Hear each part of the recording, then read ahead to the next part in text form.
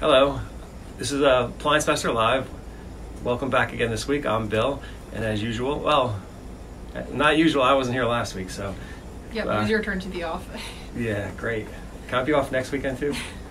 All right, and again, Kari's with us again. Yep, and today we're going to be discussing some tips and, helpful pointers to keep in mind for the holiday season. It's a pretty popular time of year for people to be traveling. The kids are off school, visiting people for the different holidays, so figured to keep you prepared for any kind of disasters that might happen. I guess we late fall, winter appliance tips, things that you don't consider the rest of the year. I guess first we wanted to start out with things that are outside your house. Just touch on that briefly.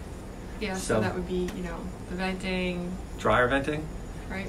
Yeah, so this time of year maybe you deal with leaves, or hopefully not, but snow will eventually come, and it may drift, or the leaves could drift up against your dryer vent and block that, and that could cause all kinds of problems. So you just want to make sure that area is cleared of any kind of debris and snow. Yeah. It can happen fast, so just bear that, keep it in mind this time of year. And then I know we've mentioned it a couple times before, it is getting colder outside, so the animals will want to get in. It's a perfect time to just double check and make sure your dryer venting system isn't compromised with any kind of openings. Yeah, make sure the flaps are closed when the dryer's off. And if you see any, a telltale thing is varmints aren't really neat. So they'll sometimes leave things hanging out, like you'll see pieces of grass or there'll be things sticking out. Yeah. And that's also something that should be addressed quickly. And be aware where your dryer vent is. Make sure that it's not broken, dented, and make sure there's no traces of friends trying to move inside. And then what about like garden hoses? Do you need to do anything with them? Yeah, that's a good point. If you have a hose outside that's connected to a faucet, you should unscrew it from the faucet, because water typically stays in the hose and in the faucet. If that freezes, it could damage your hose, but you don't really care about that. What you worry more concerned about is the ice will expand and can crack your faucet. So disconnect the hose from that, and if you know where the shutoff is to that outdoor faucet, shut that off, and then I like to open the outdoor faucet a little bit in case anything does freeze.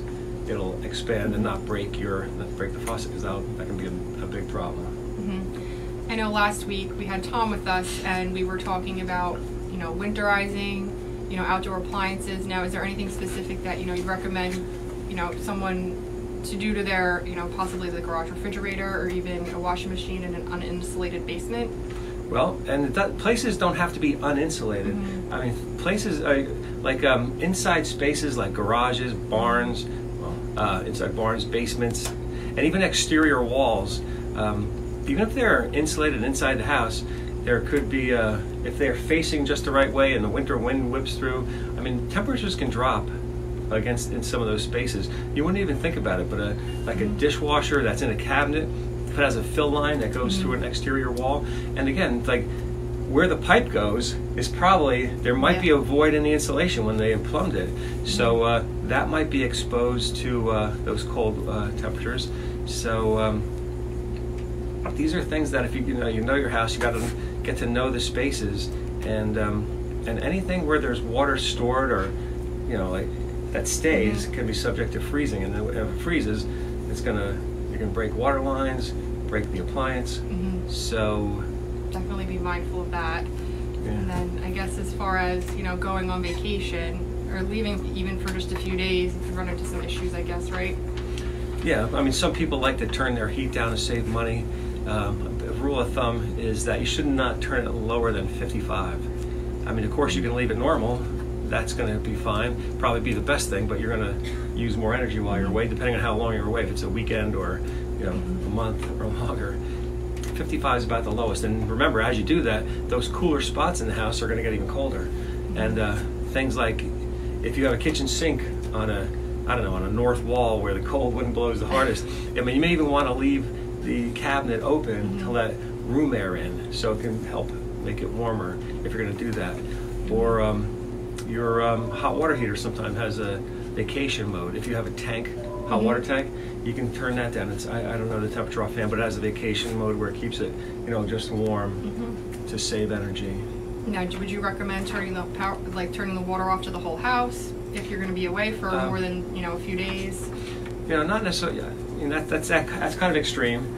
And probably, I mean, it's just it's a level of security, I guess, if you do Personal that. preference. Yeah, but you can. I mean, you can certainly shut water off to your washing machine, and especially if you have one of those quick shut-offs. It's just a lever, pull it down. It takes a couple seconds, and just the more you can prepare and think ahead and know about the house, the more or less likely it is you're going to have an issue. So think about, and just appliances like a lot of appliances store water. Refrigerator in the water lines. Washing machine, of course, is like there's never, the drain pump always has water in it. The fill lines always have water in it. Dishwasher sumps always have water. The fill line of that always has water. If you have an ice machine, that has.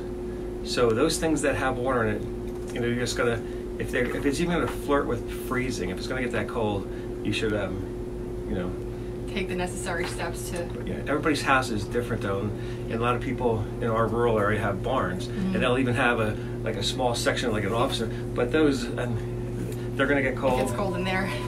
Yeah. So, and of course, as usual, if you we're here to, if you have questions or to look at things you're not sure about, that's that's what we do. Yeah, we'd be more than happy to answer any kind of questions you might have. Leave them on this video, and we'll try and answer them as quickly as possible. Then, if you need anything from us, please feel free to call. We'll try and get you on the schedule as soon as possible. It is getting busy because Christmas is next week, so that definitely. Yeah, it's always good. Like, just some basic tips. Don't wait till the last minute. Don't wait till Christmas Eve. If you're thinking about self-cleaning your oven, at this point, don't do it yet. Yeah, don't do it. Do it in January. Yeah, do it after the holidays. It's better to have a dirty oven than no oven at all. Yeah. So, because the self-cleaning stresses the oven, and chances are it'll be fine, but you don't want it to break down right before in the busy time. Yeah.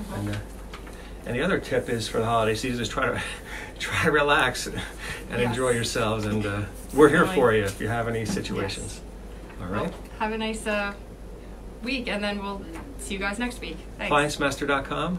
Yep.